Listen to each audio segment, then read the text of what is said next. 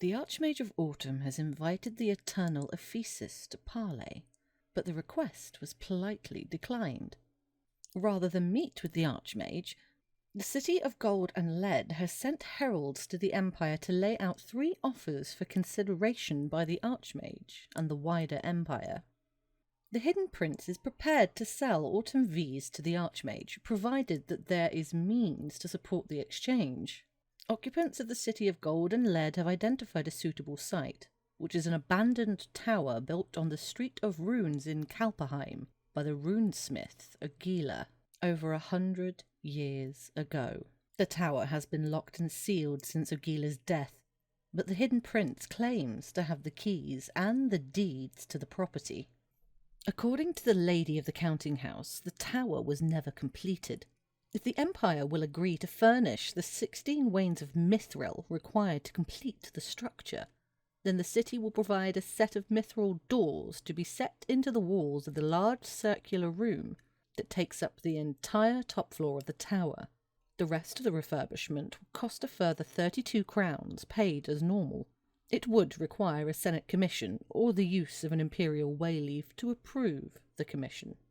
When complete, the doors would allow heralds from the City of Gold and Lead to easily travel to and from the tower, allowing them to go about their business in Kalperheim and beyond. In return, they would ensure that a steady stream of merchants would bring Autumn V's for sale in the tower, which could be purchased by the Autumn Archmage or emissaries acting on their behalf. Obviously, this arrangement would end if the Imperial Conclave ever declared enmity for Ephisis. The Invisible Hand wishes the Conclave to know that all things are for sale in the City of Gold and Lead. Warm ashes are not produced in the city. The primary source is the volcano city of Shikal, but the hand that delivers the warm ashes, the Eternal Bazaar, brings similar bounties from all the realms, and thus Ephisis could supply similar deals to every Archmage, at least in theory. At present, the Grand Plutocrat is not minded to do so. Although they hold the Empire in high regard, some members of the City of Gold and Lead are still wary following the dispatch of Reid, reckoner of hours, to the eternal Tower of Green Iron. It is for this reason that the heralds of the city are being cautious when they meet with the Empire. Few wish to share Reid's fate. More importantly, however, the occupants of the city are aware of the recent Liberty Pact, and they are absolutely mortified by what they have heard. They are not angry with the Empire, so much as pained and deeply disappointed by it. As a result, they require a visible sign that the Empire is still committed to the ideas of trade and commerce before they're prepared to go further. If the Imperial Senate were to create more wayleaves, then they would be prepared to extend the trade in warm ashes to the other realms. 1 additional realm for each additional wayleaf the Empire creates, for as long as the wayleaf persists.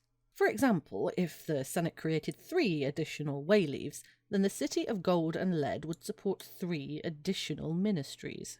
Each ministry would require the construction of a suitable facility, requiring 16 wains of mithril and 32 crowns. Ephisis's heralds claim that they have identified suitable locations in Temeshwar, Mead, Seren, Sirok, and Bastion that could be used to provide heart's blood, golden apples, vital honey, crystal fire, and prismatic ink, respectively. The Senate can create any number of new wayleaves with a single motion, but the resultant ministries would still need to be commissioned separately.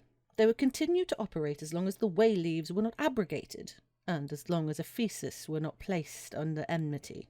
The Eternal Bazaar regretfully declines the invitation to create a version of Ephisis's scale that will always provide returns of warm ashes or crystal mana. As explained, warm ashes are not created in the City of Gold and Lead, although they are bought and sold there in great quantities. As such, the city cannot commit to providing the benefits to the Empire on an unlimited basis. Crucially, they cannot guarantee to meet any demand that the Empire might levy. They certainly cannot provide returns that are better than those produced by the ritual before the throne of Ephisis on any significant scale. The Invisible Hand does have one final offer for the Archmage of Autumn to consider. The City of Gold and Lead takes great interest in the Empire, and most especially in the trade of precious Bourse materials. They have heard news of the changes to the imperial constitution to create power of relinquishment, but they are concerned that the Empire is not taking the maximum possible advantage of this new power. Thus, they propose that the Imperial Senate pass a Senate motion to relinquish every bourse seat in the Empire. That could then be followed by a second Senate motion to declare every seat in the Empire to be imperial. The heralds wax lyrical about the benefits that such an approach would provide. It would be an efficient use of the Imperial Senate's time, and more importantly, by changing every bourse seat simultaneously, the Empire could avoid any suggestion that a single nation was being singled out for unfair treatment. It would be clear that everyone was being treated equally. They have complicated charts and figures which they claim forecast that this change would lower the price of bourse materials in the Empire, yet increase the money accrued by the treasury from bourse sales. Thus they argue that every imperial citizen would benefit. They don't guarantee that that will happen, but they seem very happy with their forecasts. If the Empire were able to make such a change, it would be a huge positive step in the view of the occupants of the city of Golden Lead, more than making up for recent disappointments. As a result, the city would be in a position to guarantee to offer facilities enabling trade in autumn Vs anywhere in the Empire, for as long as all bourse resources remained imperial. This would mean that any commission could then be designed with an option to purchase autumn Vs at rates identical to those made available to the autumn archmage above, without needing a specific opportunity to do so. In addition, if the Empire did this, then the City of Gold and Lead would grant the Empire the formal status of a trusted trading exchange. This is an honour the city offers only to those nations that they feel the greatest kinship for. After discussions with the civil service who support the conclave, it is clear that such a close political alignment between these two powers would have two effects.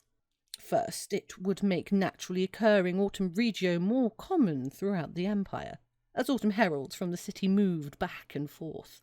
Second, it would strengthen the imperial regio, making it more easy to perform powerful autumn magic there. Any autumn ritual performed in the Imperial Regio would be able to harness its power to enhance the autumn realm lore of each contributor by up to 2 ranks, subject to the normal rules for effective skill. The status and the beneficial effects would continue for as long as all the bourse seats in the Empire remain imperial. After some discussion with the representatives of Ephisis, the civil service are able to clarify that their requirement only covers the major bourse seats that produce mithril, weirwood, white granite, or ilium for sale. The lesser bourse titles and resources like the Spiral Castle would not be covered by their agreement, so their status would not matter. Shortly after the heralds of the City of Gold and Lead have departed, a representative of the Sovereign Lord of the City of Bridges calls uninvited. It would appear that the Golden Prince has got wind of the formal offer made to the Empire, expressing a desire to see all bourse resources made imperial, and he is not amused. The herald is meticulously careful to avoid any unintentional threats, but they are explicit that the Reckoner of Ebony and Bone will be deeply disappointed if the Empire pursues their rival's cause. In fact, the Golden Prince would consider it an act of great favour if the Empire were to consider the exact opposite approach to the one recommended by Ephisis. Rather than making every bourse resource imperial, he urges the Empire to make every bourse resource national. His representative accepts that this would cause significant turmoil for the Empire as they adjusted to the new regime, but Threadweaver is prepared to match the offer for the City of Lead and Gold to sell autumn Vs to the Empire. And under those conditions, he would be delighted to declare the Empire his closest mortal ally, aligning the Imperial Regio with the City of Bridges and having a similar effect as described above. In addition, the Golden Prince would look to offer additional boons in the seasons that followed to help the Empire adjust to the new affairs. The heralds of Ephisis and Prospero have made it clear that the opportunities discussed here remain available until the end of the spring Equinox 383. After this time, the trades presented will have expired. The Senate could refurbish a tower in Kalperheim to allow the Archmage of Autumn to purchase warm ashes as from a ministry. The ministry would require 16 wains of mithril, 32 crowns, and a Senate motion or an imperial wayleave. For each new wayleave that the Imperial Senate creates, they could commission a similar structure to provide a similar opportunity to a different archmage. These ministries would each require 16 wains of mithril, 32 crowns, and a Senate motion or wayleave, and persist as long as the wayleaves did. These ministries would function as long as Ephisis were not placed under enmity by the Imperial Conclave. If the Senate relinquishes all boar seats and allocates them as imperial rather than national titles, there would be significant benefits to the practice of autumn magic. This would require only 2 Senate motions. The Eternal Prospero, however, proposes that all boar seats instead be reallocated as national resources with the same effect. These opportunities are only available until the end of the spring Equinox 383.